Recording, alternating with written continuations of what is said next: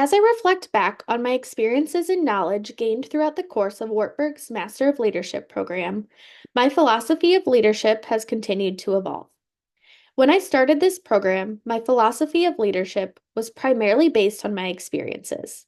I have now been able to take these experiences and apply them to the learnings from this course.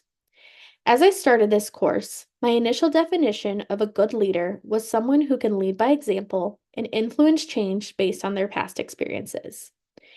It requires a lot less effort to tell someone to do than to inspire him or her to do it. This is from Schultz, 2003, page 9. My development of this definition came from my life journey that I had the opportunity to reflect on in Exercise 1.1 of Craig et al. 2022. My life journey started at a young age where I developed my work ethic through being involved in both dance and cheerleading. The work ethic that I developed helped shape me and prepare me for what was to come in the future. The future would hold many good things, but also hardships. Craig et al. 2022 identifies our hardships as crucibles. The crucibles are what make a person more whole and shapes who they are. From the reflection in exercise 1.1, I was able to identify several different crucibles in my life. One of the biggest ones was my experience in organic chemistry.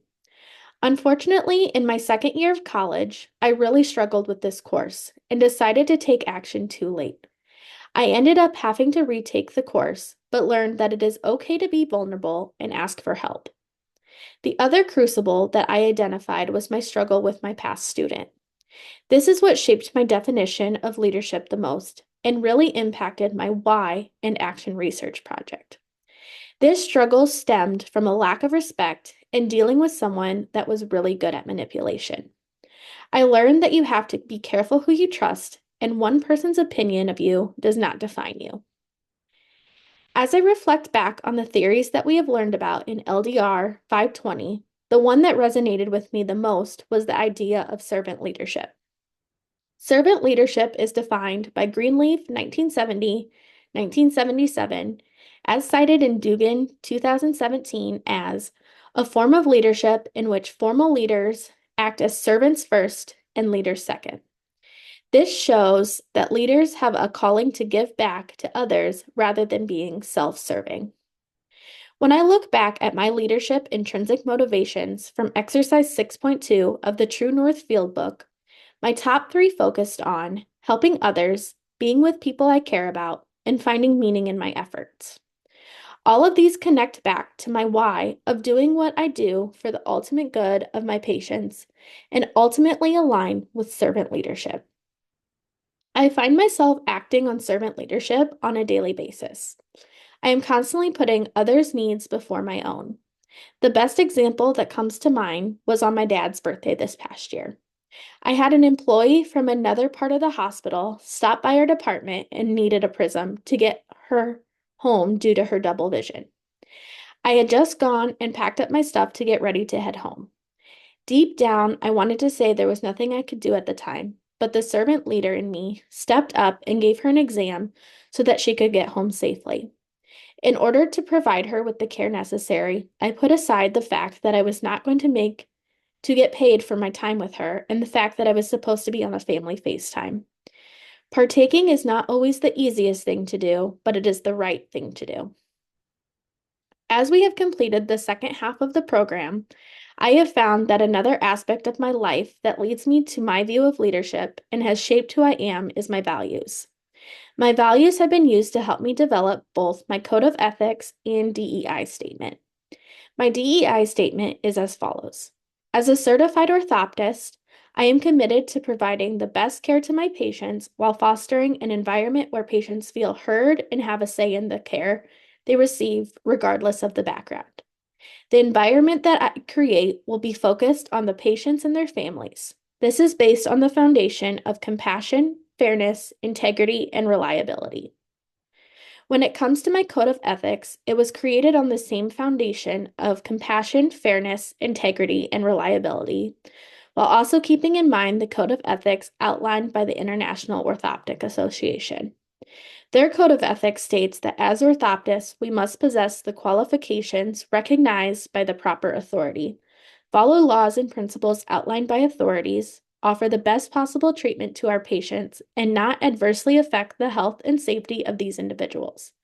We must stay within our scope and treat all individuals with respect. This is from the International Orthoptics Association in 2016. My code of ethics is compassion. I will make sure to always put my patient's needs first. I will ensure that I spend necessary time with each individual to ensure all questions are answered and they feel confident about the care they are receiving. Fairness. I will treat every patient with respect regardless of their background. I believe that each person brings something new to the situation.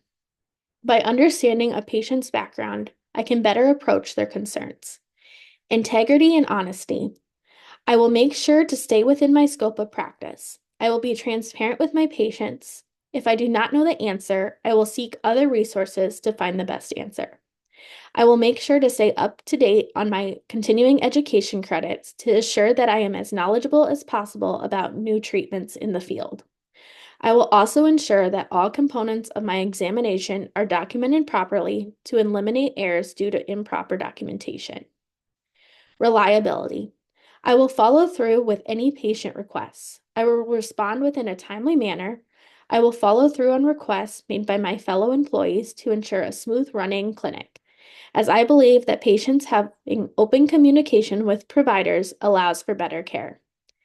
As leaders, it is important to stay true to ourselves despite what others may think.